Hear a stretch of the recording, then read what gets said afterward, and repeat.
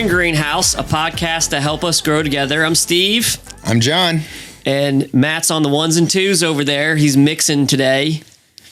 And he's just smiling and like giving himself a round of applause. One of these days we will let Matt be on camera. I don't know about that decision. Well, I think when we decide it's the end of the podcast, Matt comes out of, it's like the Wizard of Oz. When he it's comes back coming from down, behind the curtain. Right.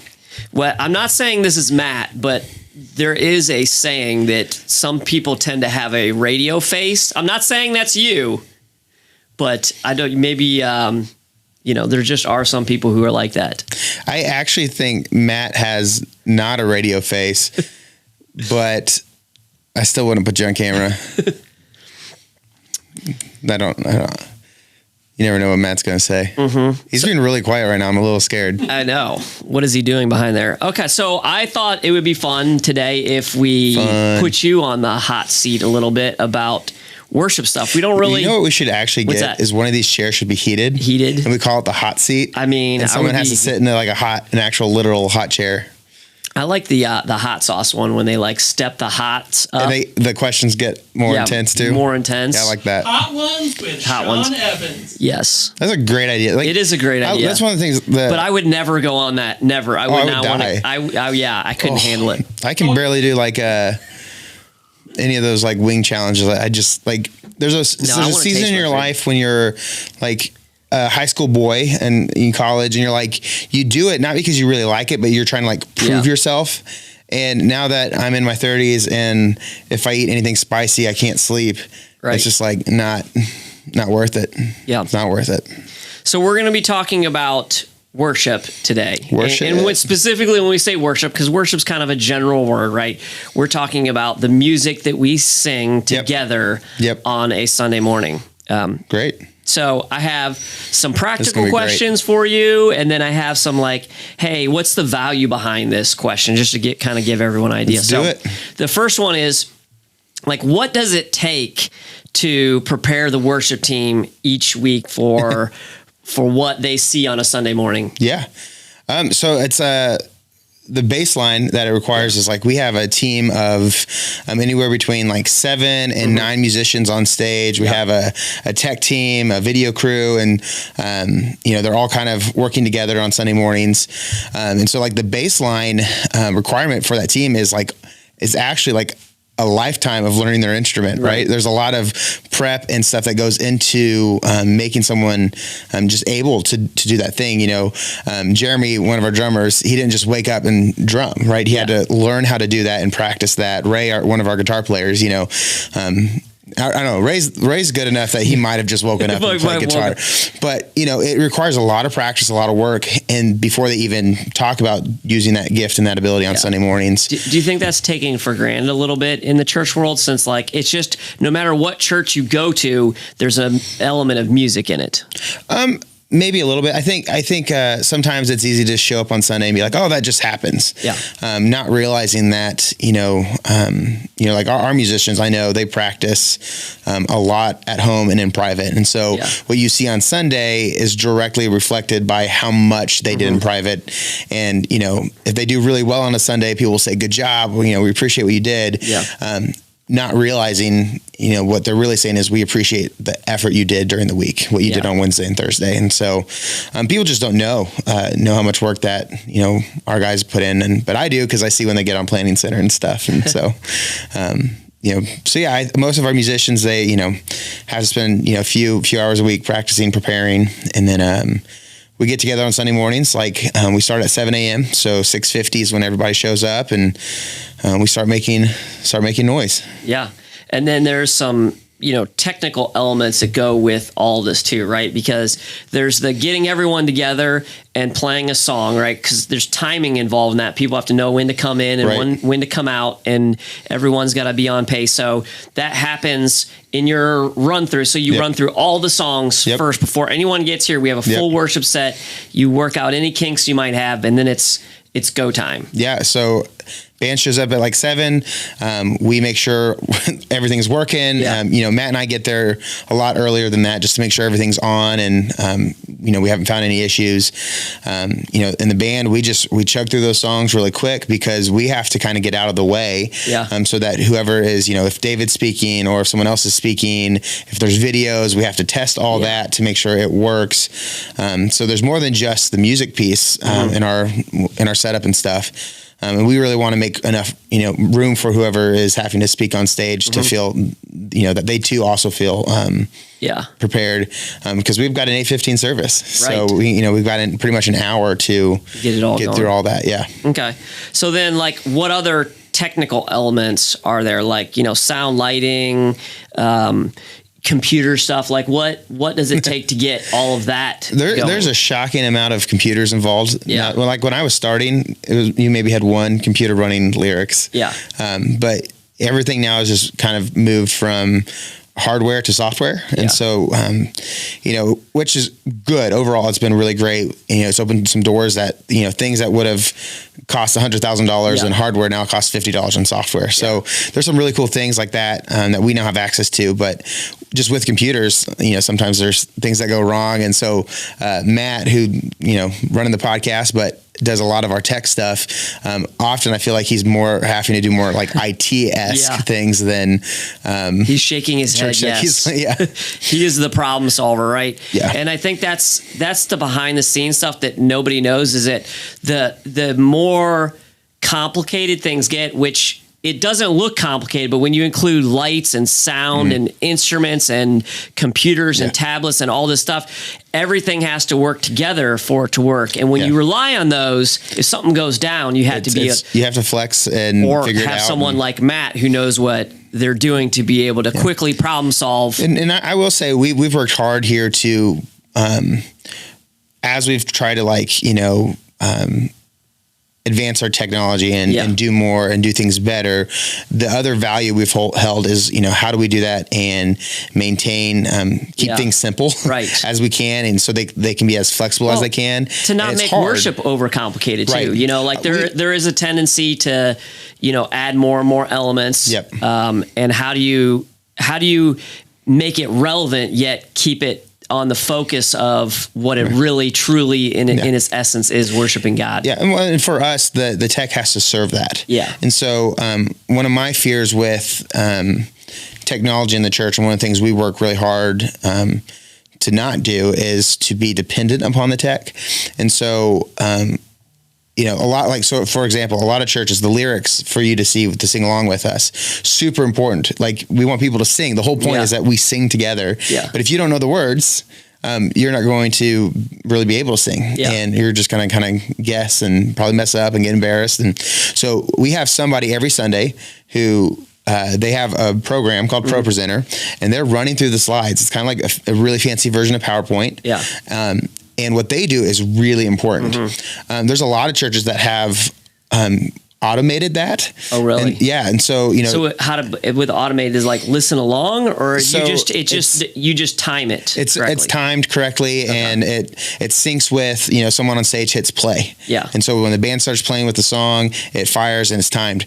It's really cool. And when it happens, the lyrics happen perfectly every time. Yeah. But if one of those two things gets out of sync, all of a sudden everything's messed up. And so we said, hey, we're not going to do that. We're going to always have a person running that. And yes, sometimes there's human error. Like someone, if he accidentally hits the space bar twice, it goes too far. But we said, it's worth that, because what happens when John messes up and he starts singing the wrong part of the song? Well, the robot wouldn't have been able to figure that out, but Larry goes, I know what he's doing. Yeah. And can hit that. And so, that's one of those ways where we haven't, even that's a cool advancement that we can now do. We've said, let's not do that. We're still going to lean into the human element, because it's simpler. It allows for more flexibility. But it's just a tension we wrestle with a lot of that technology. Okay. Well, I think this is a good spot here. Now, we've talked a little bit about like the how-tos, the technical side of it, but let's go back here of like to the why. Yeah. Right. The value of it. Why is singing worship songs a central part of Sunday service? Like, where did this idea even come from? It's great. Yeah. So and understand, like, there's a bigger definition of worship. Worship is not just singing. It's not just music. What we're talking about, though, is congregational worship and congregational singing. Yeah. And that's what we do on Sundays. We sing a few songs before we hear the message from David. And the reason that is really important is, and I think it just comes down to, God loves music, and he loves your singing. I think it's over 400 times that singing is referenced in the Bible. And I think there's like 50-ish direct commands telling people to actually sing. And past that, this is not from Scripture. This is just understanding who we are. We are people created in God's image, and we are part of why we exist is actually to bring joy and to bless the Father. And so all humans love singing. Like it's this weird universal. There's a fly in here. Yeah. There's a weird. It's universal to culture. Like it doesn't matter where you grew up, what part of the world. Every culture has music of some sort. Yeah. And the few cultures that don't have music, they're like, it's not that they don't acknowledge it exists. They are just anti it because of the impact it has, because it affects us. Music affects us. There's a reason if you're watching a movie and it's scary or dramatic, the music is different sounding than when it's joyous and a triumphant moment, because the music makes you feel something and it does something to us as people. And I think that's something that is in the image of God, right? Yeah. I think it affects him. He enjoys it. It brings joy to him. And so foundationally, why do we do it in worship, or why is that a part of worship? Yeah. Because God likes it and it brings him joy. And so we do that. And then there's this whole secondary level of that, which is it's good for us. Because, we learn things through worship. We, it's actually probably easier for a line in a song to get stuck in your head and to teach you something than it is for just like a one-liner from David or something, because it's repetitive. There's always that musical hook, and it sticks with you. You can probably sing a million jingles right now, right? But if I told you what was the point of the message 3 years ago, like that's a little harder to do.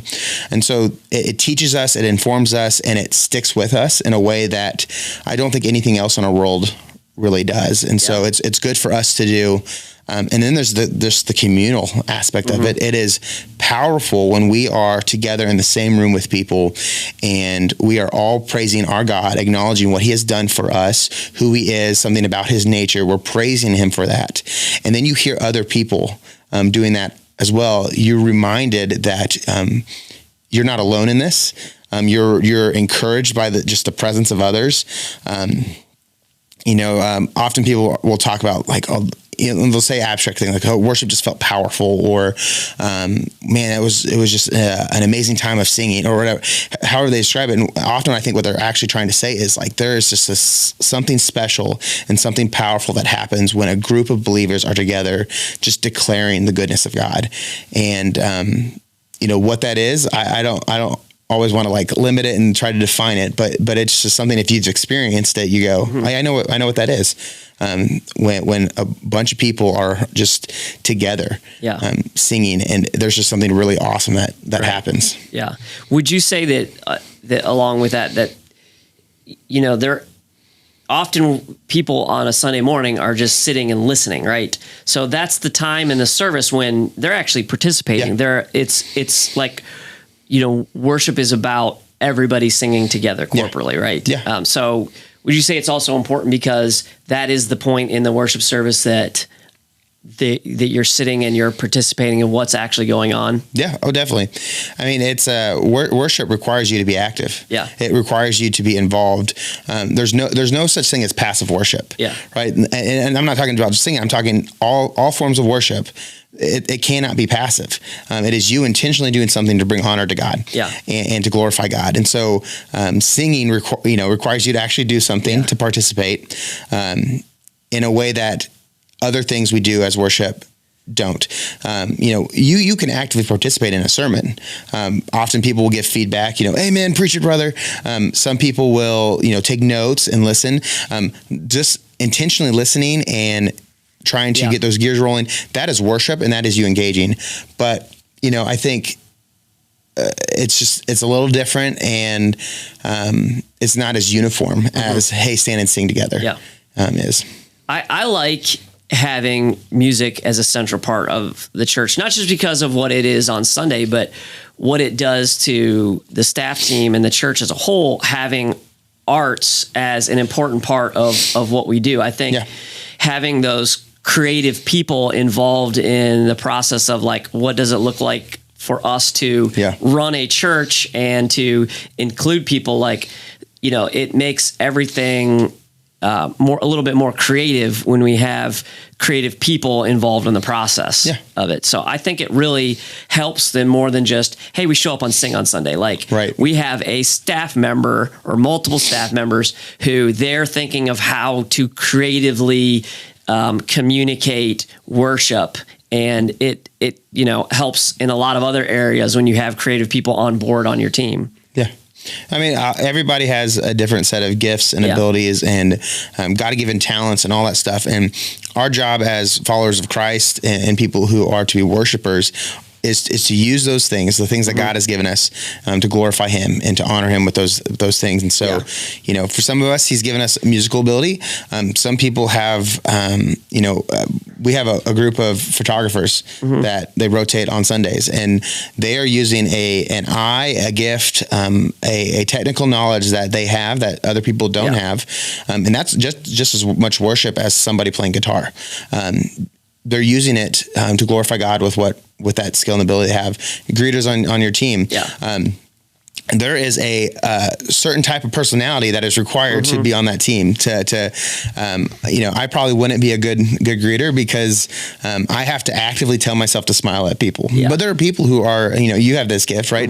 Are just good at being welcoming and you have a warmth that that's a God-given aspect of who you are, and so to use that to help people feel welcome at church, that's worship. You know, the people who are apt with serving with kids and in youth and all these other different areas, using those gifts and abilities, that is worship. And so it's cool. I think we get to see it just being church staff.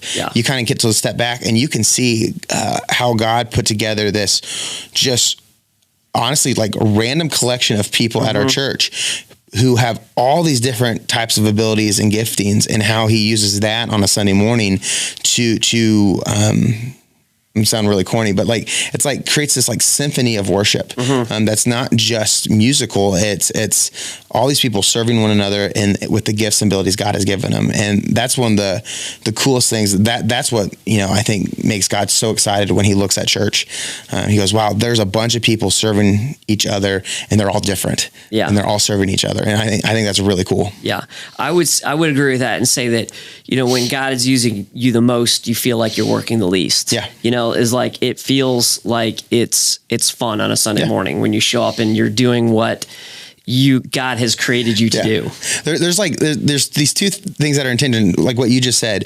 When God has equipped you with the personality and the skill set and the experience and the talents, whatever it may be, to do something, and you're walking in alignment with that, man, it is so awesome to get to worship that way.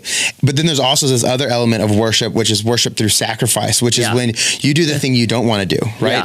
There are things that, you know, you and I have to do every week as just part of our jobs that we don't like to do, right? Or we don't necessarily love it, but it's worship because we say, I'm going to honor God with this thing that I have to do, even if I don't want to do it. And I'm going to do it with a good attitude, and I'm going to do it with, you know, that keeping that mindset that it's not for me, it's for God.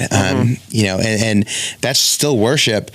But I'd much rather do the things I like, you know? And so it's weird, this weird tension where worship is a sacrificial thing, and also the full enjoyment of the gifts and abilities and the calling that God has given you. And it's not one or the other, it's both. Right. And on Sunday, I talked a little bit about an example of like it's a small garden that I had, and the plants that I left out and the plants that I planted. But I think the same thing is true, you know, not only for groups, but it's true for using our gifts for God. Like if you aren't actively using your gifts for God, you're really not getting the full potential of what God has has for you, it requires us to actively use those things to get the joy out of it and to get the growth that comes from serving. And really, I think only from serving. Like if you aren't using those gifts in some way to serve God, you are missing out. Yeah. Well, and I would just go, on top of that to say, if you just come to church, if you just, and you participate, you sing,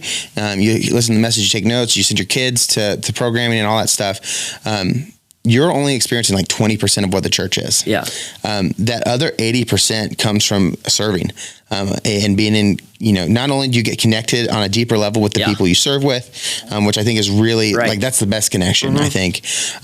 But there's just this sense of purpose and this sense of, it's almost like accomplishment, but it's like this excited, you get to see God do awesome things every week when you serve.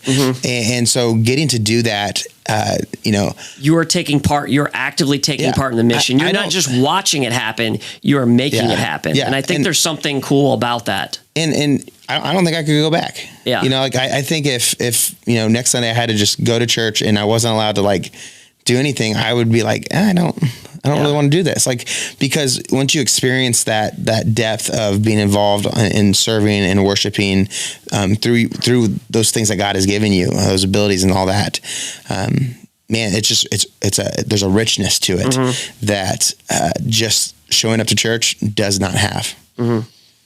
Yeah, for sure. Okay. Next question here. So what role does music play in shaping like the atmosphere of the church, whether it's, goes along with what theme we have or the teaching? Like, how does that play into?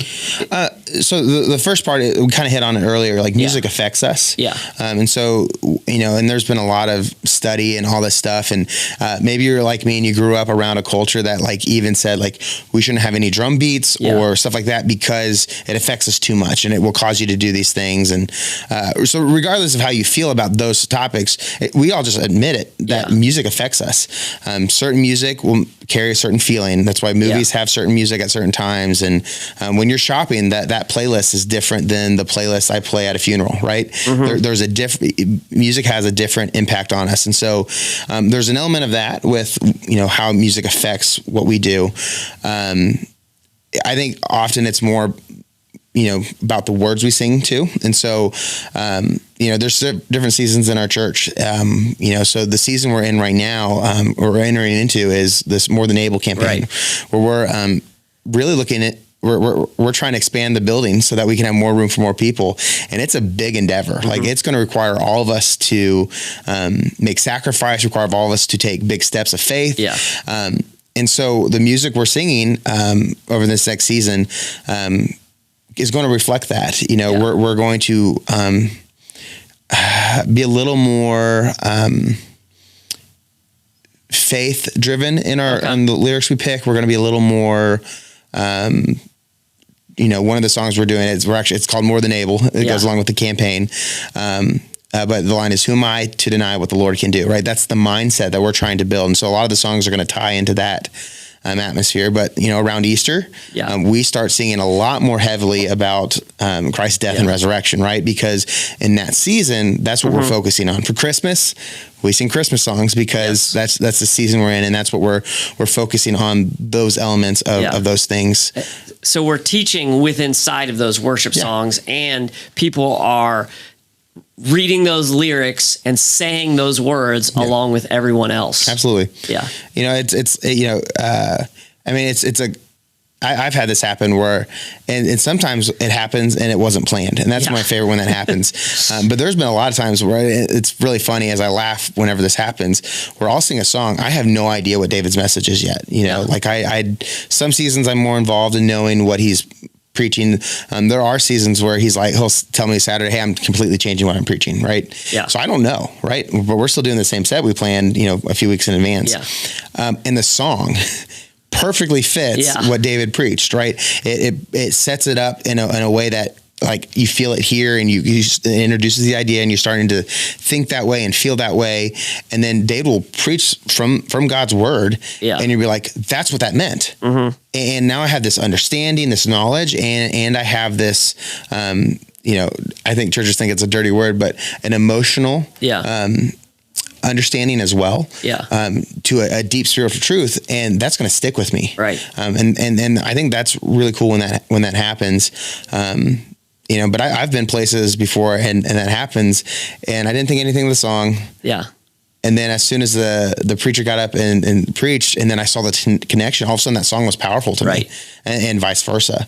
The preacher will preach, and then you'll do the closing song, and it you're like, oh, I see it now, I get it now. Mm-hmm. Like it just kind of locks that last piece in place for you. And so, and that's just all to say, like, music can be really powerful, and it can be abused. Like we've all, it's a running joke in the worship world. Like, the pad starts coming in while the preacher's wrapping up, and the piano player starts sneaking it in, and he starts to pray, and like magically, poof, the band's on stage. You can create moments with music, and so we have to be careful not to be manipulative. Mm-hmm. So you want to be encouraging of real moments, but not manipulate those, fake moments into feeling too real. It's a really hard tension sometimes. Yeah.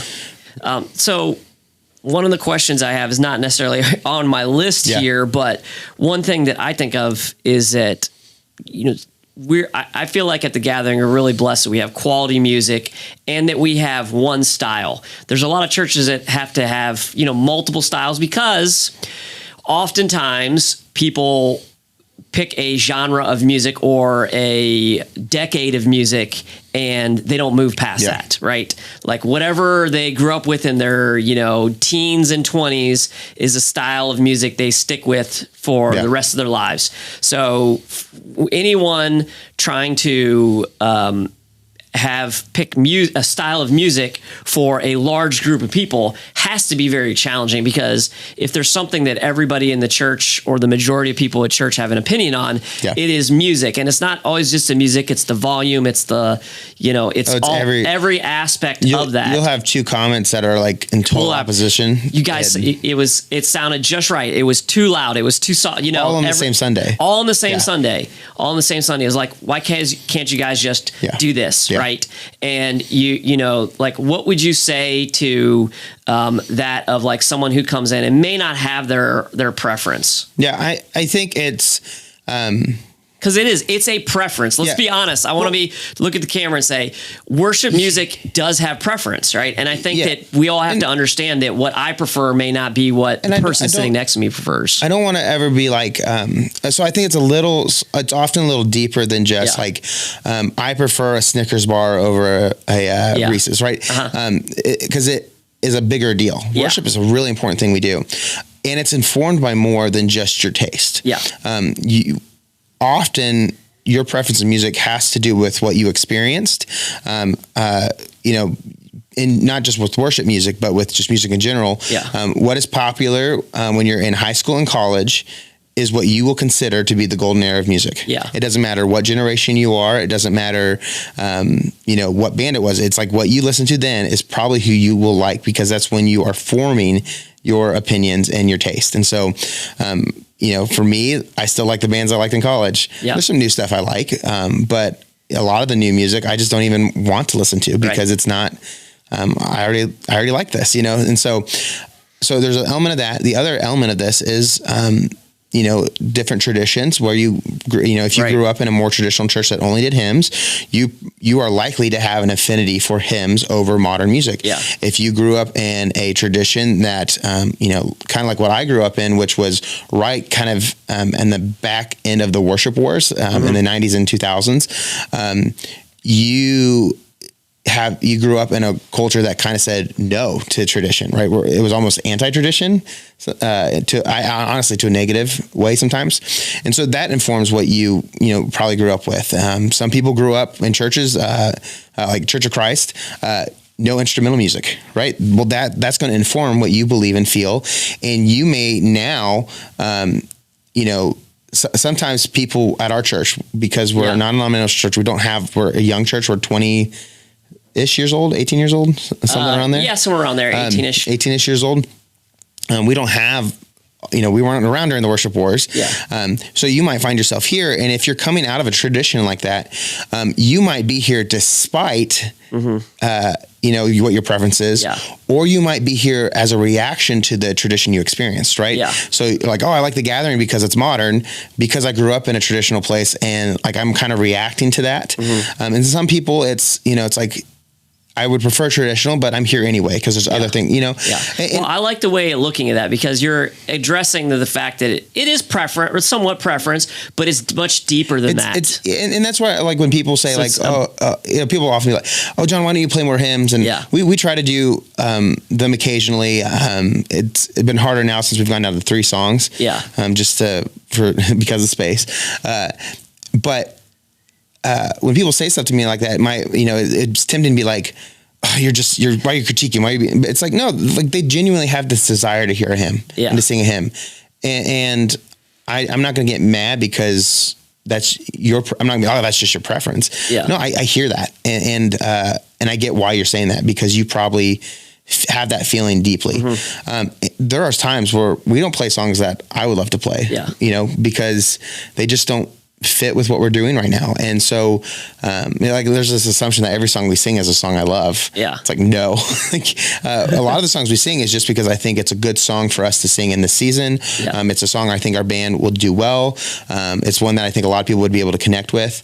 And so I think that it's not because I like it all the time. It's just because it hits those other criteria. Sometimes a hymn at the right time in a service really hits that criteria. And so it's more than just what do you like, what you don't like. Yeah. And I feel like there's another side of it. If we see, the next generation, whatever generation you're in, it could be different the next generation. But if we see that next generation feeling comfortable here, feeling like they can worship, and that the worship experience is relevant to them, that is an act of worship in itself, of a sacrificial, like, hey, I'm going to lay down maybe my preference for this next generation, because the great commandment. This is actually something that's happening right now. Yeah. And so during the worship wars that really started in the 80s, I think they kind of concluded by 2010. Yeah. It just depended on where you were in the country, where your church was. By now, I would actually argue that most churches do contemporary music. Yeah. Where it was like, this small thing, and then 50%, and then, but what's really fascinating is the group of people who were the young people during the worship wars are now, 50, 60, 70 years old. Yeah. They were the, 20, 30s, 40 years old, back when all that was happening. And they were kind of in that war. There was this age split, which was, the young people who wanted modern music in the 20s and 30s and 40s. And then you had people wanting traditional music who were older than that. Well, now you realize that group is now the same age group as that. And what is important for us to realize is what I watched happen was I watched a ton of older people in the church I grew up in say exactly what you were saying, which is, we like this better, but we recognize that for you to engage better, we're going to do this. And we're going to, even if we don't like it, we're going to support it.